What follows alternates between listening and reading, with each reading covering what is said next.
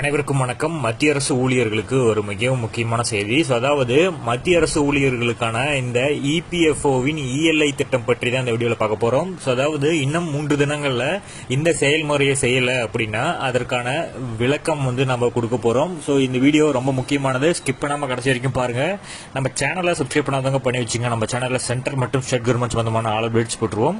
அது மட்டும் இல்லாம பென்ஷன் சம்பந்தப்பட்ட முக்கியமான அப்டேட்ஸும் இருக்கும். மறக்காம சப்ஸ்கிரைப் பண்ணிருங்க. வாங்க வீடியோக்குள்ள போலாம். ஃபர்ஸ்ட் ஆஃப் ஆல் பார்த்தீங்கன்னா, ஊழியர் வருங்கால வைப்பு நிதி அமைப்பின் வேலை வாய்ப்புடன் இணைக்கப்பட்ட ஊக்கத்தொகை, அதாவது இஎல்ஐ திட்டம் தான் இதை சொல்லியிருக்காங்க. இதனோட சலுகைகளை பெறுவதற்கு யூனிவர்சல் கணக்கு எண், அதாவது யுஏஎன் நம்பரை ஆக்டிவேட் செய்வதற்கான காலக்கெடு ஜனவரி 15ஆம் தேதியோட முடியுது. அதாவது இந்த பணிகளை முடிக்க இன்னும் 3 நாட்கள் தான் இருக்கிறதா சொல்லியிருக்காங்க. மேலும் 2 நாட்கள் இன்க்ரீஸ் பண்ணும் பொழுது கடந்த 2024 ஜூலை மாதத்தில் தாக்கல் செய்யப்பட்ட மத்திய பட்ஜெட்ல நிதியமைச்சர் நிர்மலா சீதாராமன் இந்த இஎல்ஐ திட்டத்தை அறிவித்தார். இதில் ஏ, பி, சி போன்ற 3 விருப்பங்கள் உள்ளன. இதன் கீழ் நிதி சலுகைகளை பெற விரும்பும் ஊழியர்கள் தங்கள் யுஏஎன் நம்பரை ஆக்டிவேட் செய்து வங்கி கணக்குடன் ஆதாரை இணைக்க வேண்டும்.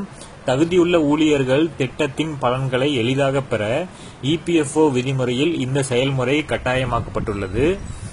இஎல்ஐ திட்டம் 2024ஆம் ஆண்டு மத்திய பட்ஜெட்டில் நிதியமைச்சர் நிர்மலா சீதாராமன் அறிவித்தார். இதன் நோக்கம் வேலைவாய்ப்பை அதிகரிப்பதுடன் புதிய ஊழியர்களை வேலைக்கு அமர்த்த நிறுவனங்களை ஊக்குவிப்பதும் ஆகும்.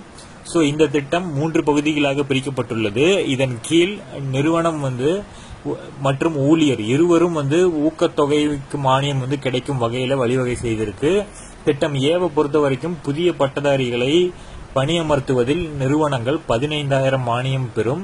இது 3 தவணைகளில் வழங்கப்படும். திட்டம் பி பொறுத்த வரைக்கும் உற்பத்தி துறையில் சிறப்பு திட்டம் உள்ளது. இதில் நிறுவனங்கள் புதிய ஆட்சேர்ப்புகளில் 2 ஆண்டுகளுக்கு ஒரு ஊழியருக்கு மாதம் 3,000 கிடைக்கும். அடுத்தது திட்டம் சி பொறுத்த வரைக்கும் பல்வேறு தொழில்களில் பணியாளர்களை அதிகரிக்க போதுமான சலுகை வழங்கப்படும்.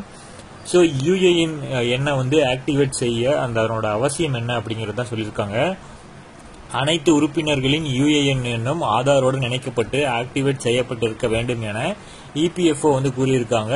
இது இந்த ஊழியரோட பிஎஃப் பாஸ்புக்கை பார்க்கவும், ஆன்லைனில் கோரவும் மற்றும் அவரது தகவல்களை புதுப்பிக்கவும் அனுமதிக்கப்படுகிறது.